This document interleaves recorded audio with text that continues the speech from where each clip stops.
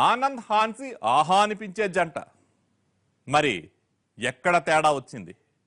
ఏదో బలమైన ఘర్షణ జరిగే ఉంటుంది. అందుకే ఆమెను చంపాలనుకుంటున్నాడా? తెలుసుకుందాం.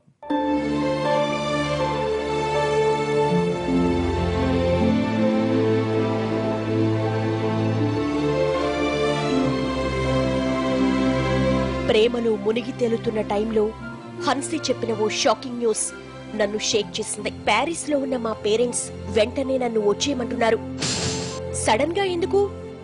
నాతో ఆన్లైన్ జ్యువెలరీ బిజినెస్ చేయించాలన్నది వాళ్ళ డ్రీమ్. నాకేమో వాళ్ళ మనీతో స్టార్ట్అప్ చేయడం ఇష్టం లేదు. సొంతంగా సంపాదించిన డబ్బుతోనే బిజినెస్ చేయాలన్నది నా డ్రీమ్. అది జరగట్లేదు కాబట్టి వచ్చేయమంటున్నారు. ఇప్పటికిప్పుడు బిజినెస్ స్టార్ట్ చేయాలంటే కనీసం 2 lakhs కావాలి.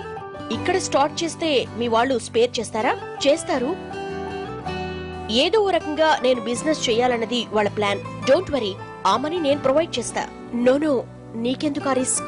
వద్దొద్దు, ఇందులో రిస్క్ ఏముంది? నేనెవరికిస్తున్నా? నా హన్సీకేగా. No problem.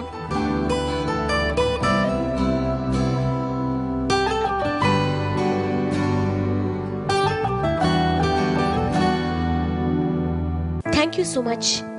Really you are so helpful. ఇలా మొదటిసారి నా నుంచి 2 లక్షలు తీసుకుంది.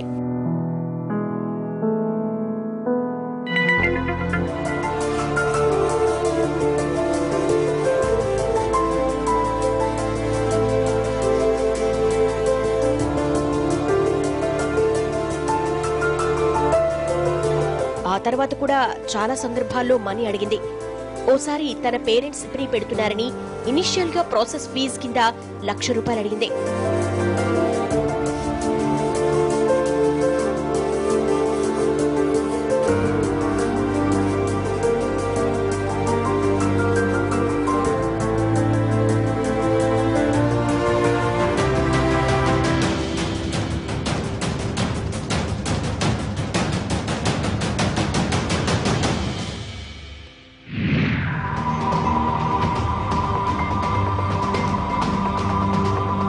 ఇంకోసారి లండన్ నుంచి మెటీరియల్ వచ్చిందని దాన్ని రిలీజ్ చేయడానికి 50,000 కావాలంది.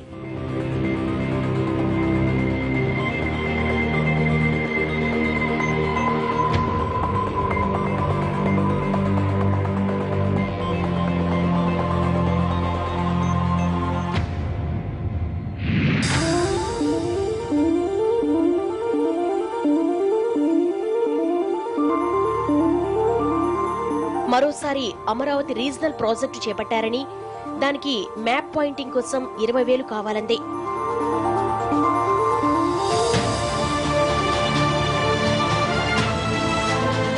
ఇలా 6 లక్షల దాకా మనీ ఇచ్చాను.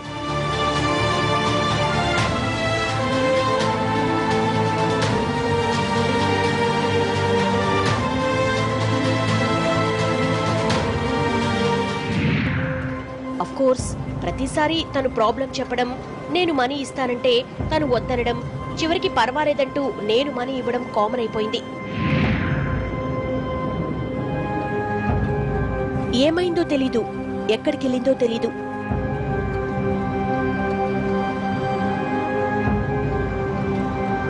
తన ఫోన్, వాట్సాప్, ఫేస్బుక్, ట్విట్టర్ అన్ని బ్లాక్ చేసేసింది.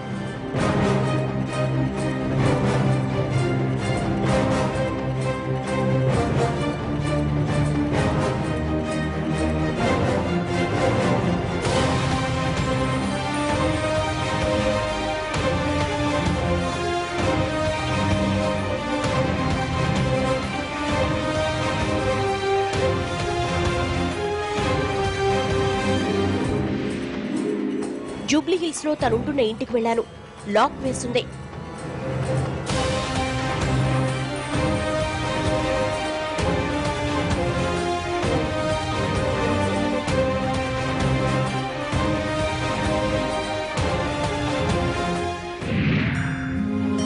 ఆ రోజు తెలిసింది తను నాకు అన్ని అబద్ధాలు చెప్పిందని. తను చెప్పిన బిజినెస్లన్నీ నోటి మాటలే, మనీ కోసమే డ్రామా ఆడిందని అర్థమైంది.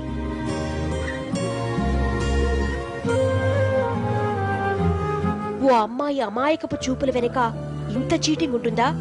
ఓ అందమైన హృదయానికి ఇంత కన్నింగ్ మైండ్ సెట్ ఉంటుందా అని అనిపించింది.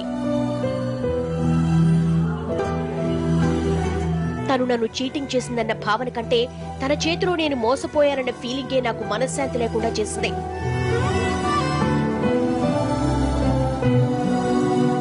నా మంచితనాన్ని తను అలుసుగా తీసుకోవడం నాకు అస్సలు నచ్చలేదు. అసలు ఇలాంటి వాళ్ళను ఊరికే వదలకూడదు అనుకున్నాను.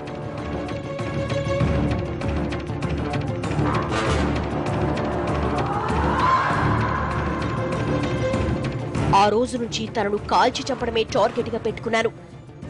ఇది తప్పని నాకు అనిపించలేదు.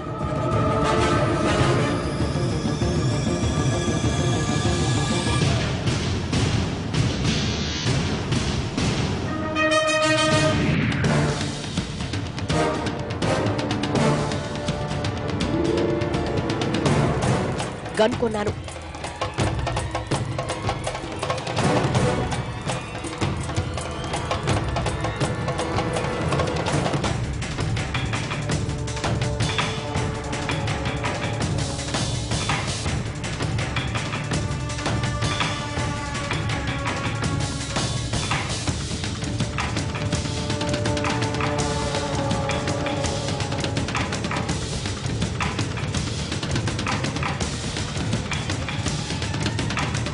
ఇది వరకు తను ఎక్కడెక్కడికి వెళ్లేదో అక్కడికి వెళ్లి ఎంక్వైరీ చేశాను. ఆమె ఎక్కడుందో తెలియదన్నదే సమాధానం.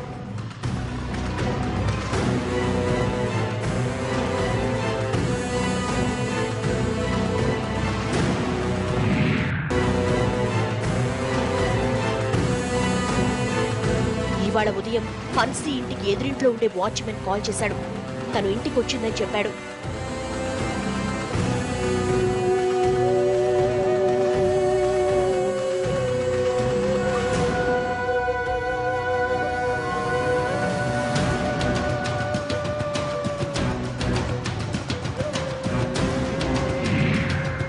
నిజాయితీ లేని వాళ్ళంటే నాకు అస్సలు నచ్చదు.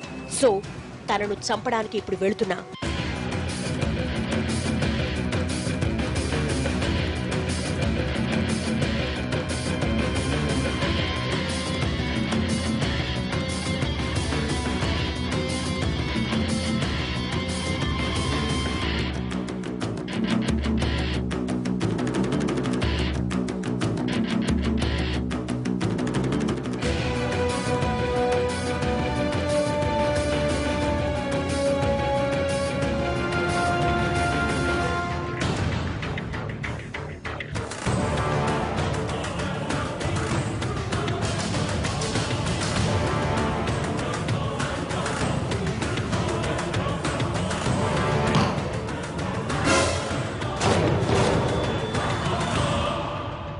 లోపల చంపేసేంత పగ ఉంది, చేతిలో ఆయుధము ఉంది. మరి ఆనంద్ ఏం చేశాడో షార్ట్ బ్రేక్.